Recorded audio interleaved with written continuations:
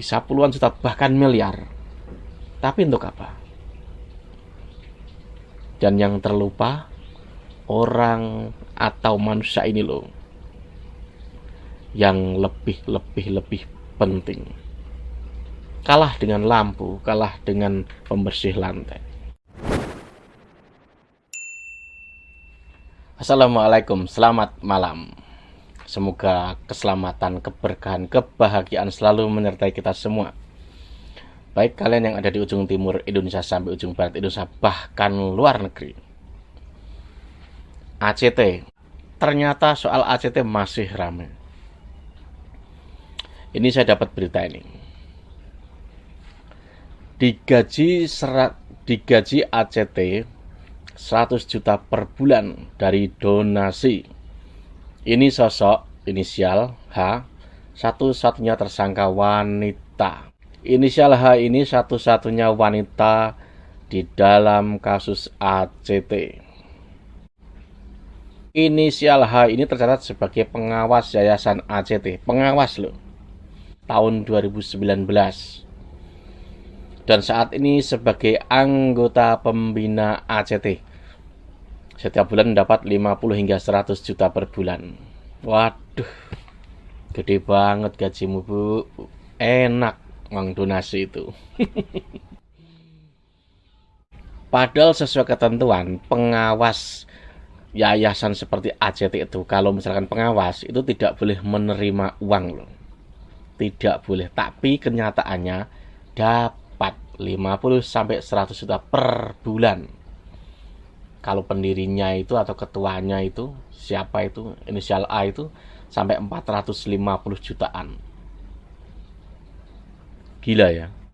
Inisial H ini saat sebagai ketua pembina ACT, dia menentukan pemotongan donasi 20 sampai 30%. Gila kan? Bayangin aja dapatnya berapa miliar. Motong 20 sampai 30. Lalu kita tahu setiap ada momen-momen perang, momen tragedi kemanusiaan atau apa yang itu berhubungan kebanyakan dengan Islam. Karena apa? Kalau pakai label-label Islam itu, orang akan mudah memberi uang donasi. Taktiknya tuh itu. Dan mereka juga selalu menggunakan ustadz-ustadz yang tentu Anda tahu semua. Ustadz yang salep lah intinya begitu. Dan ACT jarang loh.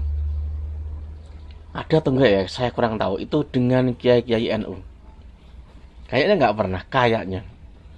Selalu dengan ustadz sebelah itu.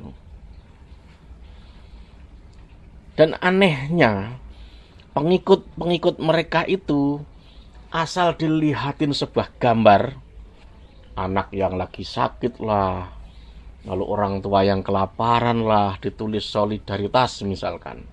Muslim, Rohingya, Suriah, Irak, mana lagi? Sampai Yaman, sampai Mali. Maka mereka akan tersentuh hatinya, lalu memberi uang, transfer. Pantas saja, karena pengurusnya saja gajinya gede. Mereka cuman modal apa? Banyak membuat pamflet agar orang itu memberi donasi. Kalau misalkan saya ini jadi begitu, tentu rajin. 50 juta sampai 100 juta. Bayangin saja, itu uang per bulan, uang donasi kok tega-teganya ya. Diambil, dinikmati. Bahkan motong sampai 20 hingga 30%. Gila itu. Dan itu tidak pernah dilakukan oleh ulama-ulama NU. Ulama NU tidak pernah melakukan seperti itu. Dan ACT ini sangat, yaitu aksi cepat tanggap, cepat cari donasi. Ustadznya ya itu. Carilah, nanti Anda akan tahu ustadznya siapa saja. Apakah ustadznya dapat bagian? Saya kurang tahu. Biar ustadznya sendiri yang jawab, entah dapat bagian atau tidak. Tapi memang kebanyakan menggunakan ustadz itu untuk mencari masa agar, kalau orang Jawa itu apa ya, lileh memberi donasi.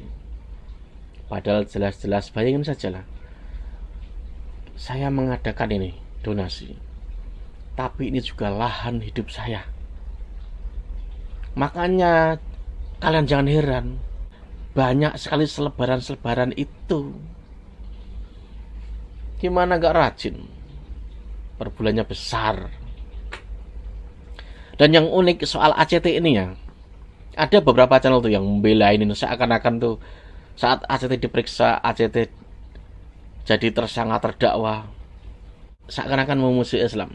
Bodoh banget nih ustadz-ustadz begini, ada loh di YouTube itu. Kalau Anda cek ternyata mereka juga naruh rekening. Anehnya ya, yang sehaluan dengan mereka itu kebanyakan itu doyan menaruh nomor rekening di YouTube. Ya nggak tahu tuh pemikiran mereka tuh gimana itu. Sangat doyan sekali.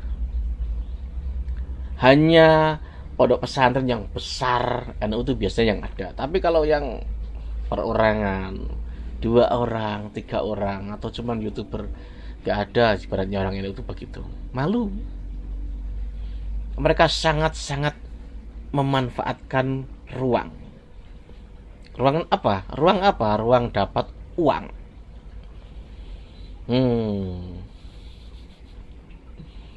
Anehnya mungkin sampai sekarang masih ada orang yang percaya. Masih percaya?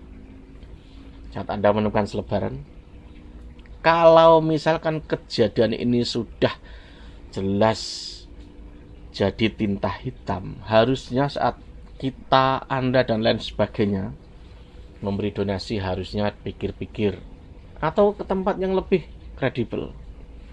Banyak kok lembaga yayasan lebih kredibel itu banyak. Dan yang unik, coba donasi-donasi yang diadakan televisi itu dicek. Kayaknya nggak ada yang ngecek itu. Televisi kan selalu mengadakan tuh, dapatnya banyak juga. Kemana uangnya?